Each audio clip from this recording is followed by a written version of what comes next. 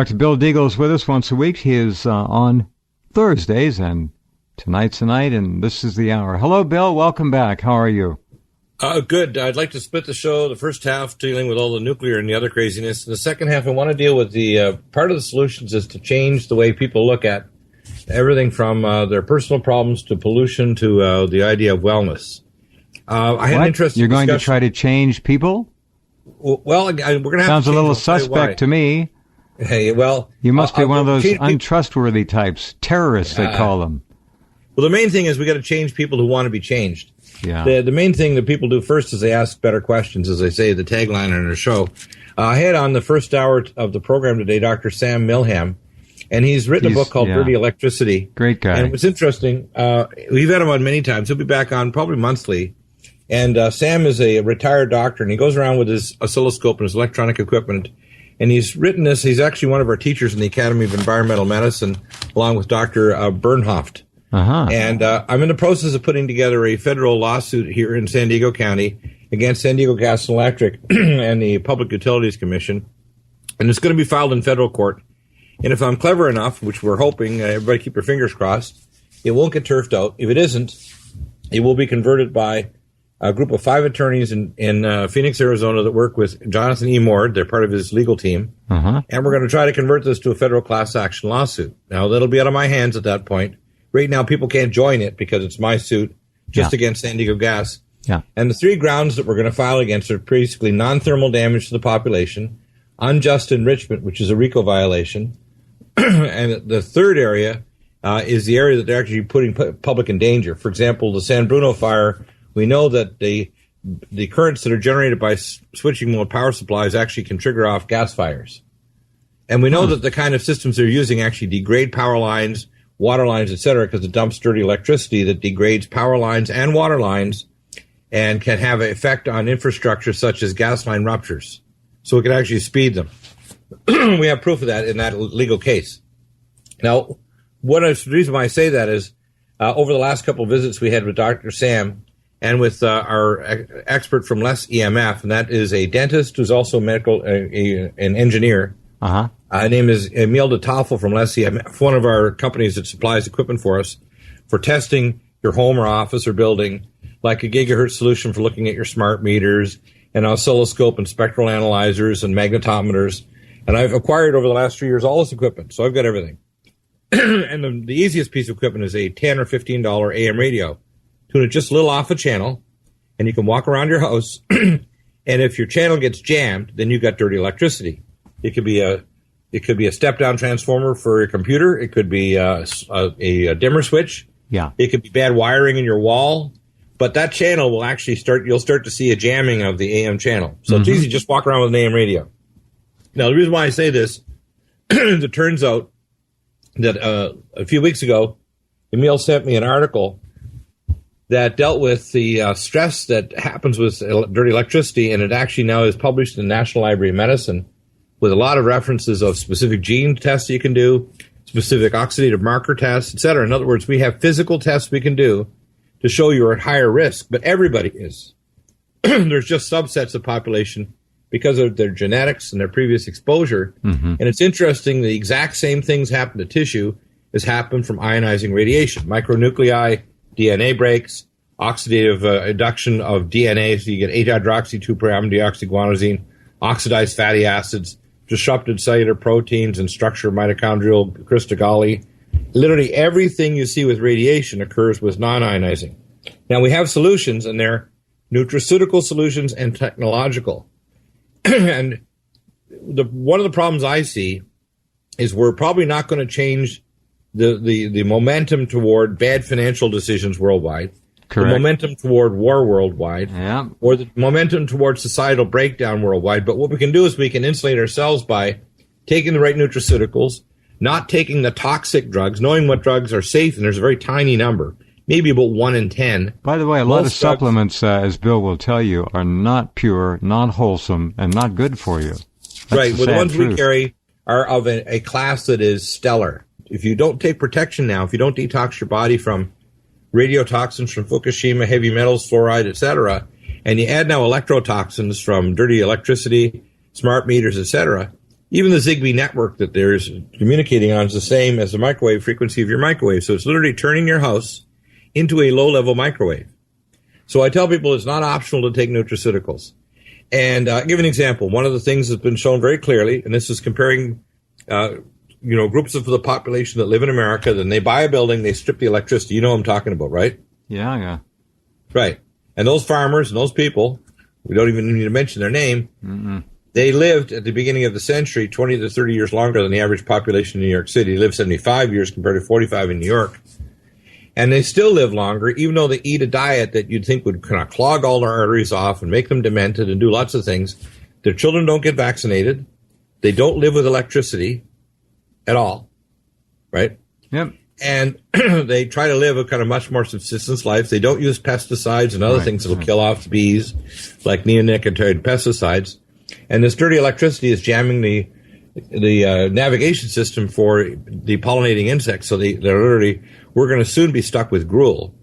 Between the various ways we're screwing up the atmosphere, we're also putting nanoparticles in the upper atmosphere to literally weaponize the planet. Just wait until Google releases its 180-plus satellites to ring the planet and bathe it in Wi-Fi. Just wait. Right. Well, see, Wi-Fi, basically, your cells are Wi-Fi. And if you have the same frequencies, your cells don't know what the hell's going on. So specific enzymes tuned to a certain frequency, those frequencies were discovered by both the Russians and the Americans independently. And when they spied on each other, they were surprised that they found the same frequencies that were lethal to cells. These frequencies are blocked by things like the Stetzer capacitors, which are low-frequency toxic frequencies. And what they are basically is they're primarily harmonic frequencies for major minerals in the body, like zinc, metalloenzymes, and collagen, and iron, and other. In other words, they're basically major processes like glutathione peroxidase, superoxide dismutase, the various enzymes to protect you, and minerals that can regulate enzyme activity and gene induction. So what they're doing basically is they're jamming your cellular communication. Now, I want to walk this back because we did half of the show last week. We talked about a little 12-year-old boy theoretically that I could try to help.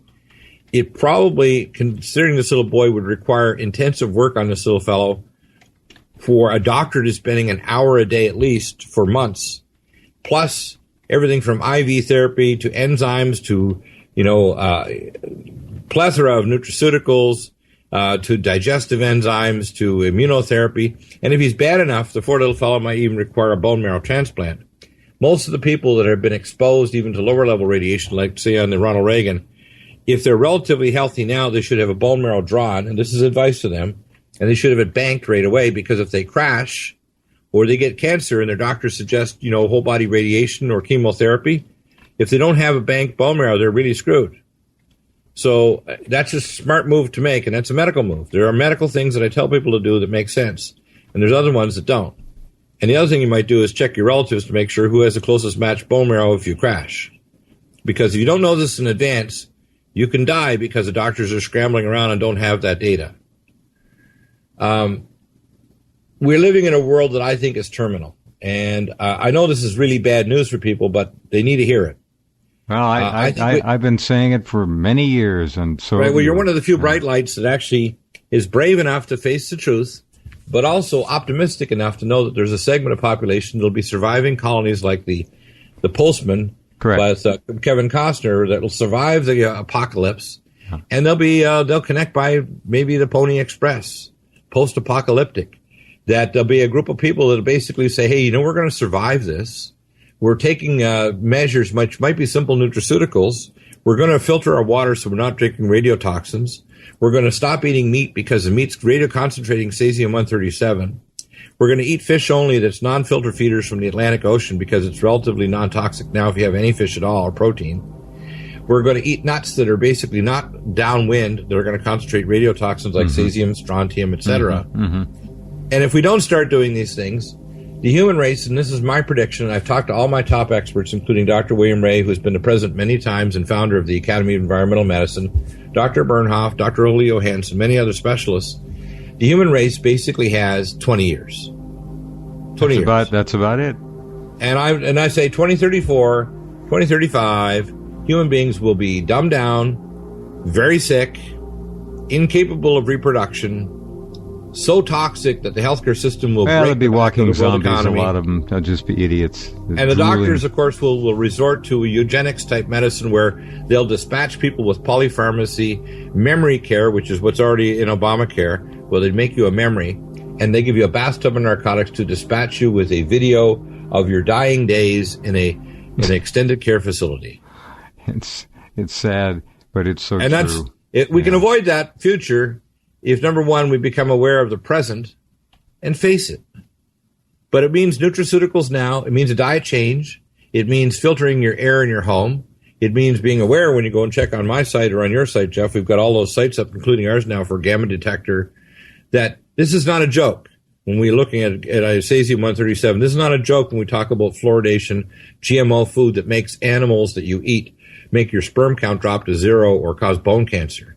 This is not a joke when we're dealing with radiotoxins that are bioaccumulating in the next 4, 5, 10 years. The things that are happening to Japanese people now are going to happen to us.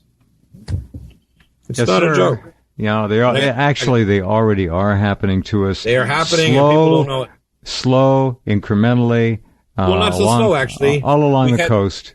Listen to this. Within 6 weeks, the largest intensive care nursery in Pennsylvania had a 42% increase in fetal mortality rate in premature babies. Yeah, well, 42%. It's up 8 times here in Washington State. Right. When you look at birth defects like anencephaly, no brains. Yeah, 8 times. Other major brain defects like the falx cerebri and everything are gone. Mm-hmm. It's massively increased. Yep. When we look at thyroid cancer, thyroid nodules, one of my favorite guys on TV is the guy and his lady, Torek and Christina, on Flip or Flop, that kind of take homes, they're realtors, and they flip them, and they're up in Orange County. One of the nurses watched him and actually had a great big damn lump in the bottom of his neck, and poor Torek ended up with thyroid cancer, and it was bad enough he ended up with radiation. Now, I don't know the medical details, but the rate of cancer, not just on the West Coast, but across America and the whole Northern Hemisphere, went up 400 to 800%, both benign nodules and thyroid cancer. And as these longer isotopes bioaccumulate, you're going to see more bone marrow cancers, heart failure, cardiac arrhythmias, atrial fibrillation, dementia, gland failure, polyglandular failure, breast cancer. The research on small mammals is cesium-137 is tied directly and linearly, exponentially to breast cancer. So you're going to see breast cancer go orbital. And people say, like this guy that was in the tech guy that came in from, his name was Sonny from Data Doctors. He said he served on the Ronald Reagan from 2007 to 9. Yeah, this is an interesting story, folks. Pay attention. Yeah, he said he wasn't worried. He wasn't worried about the radiation. I said, well, the Ronald Reagan is now, they're considering dumping it in the ocean because they tried to remediate with many millions of dollars, stripping all the wiring and ventilation.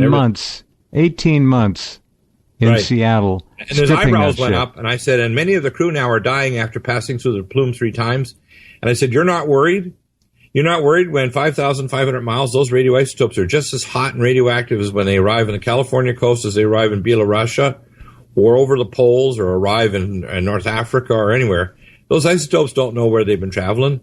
As long as the isotope hasn't changed its atomic structure, it's still got its high energy KeV electron emission, neutron flux, or any other biological factor related to its nuclear activity. I said, the nuclear chemistry, I said, I'm a nuclear chemist. I was a radiation doctor for ACOM, American College for Occupational Environmental Medicine. When I told him all this stuff, and his eyebrows really went up. I said, you're not worried? I said, we don't know when or how or if it's going to go up. No. But we're going to monitor it. So we're looking only at gamma, which means we're only really looking at cesium-137. So if we look at our curve and all of a sudden we see a trend line where it's going up from 40 counts a minute to 60 to 70 to 80, we got a problem, Houston. Yep. When I said that to him, you could tell he shut up. He realized, like, oh, damn. I said, people like you that try to dismiss it because it's okay, you're tough guys. Tough guy doesn't do it.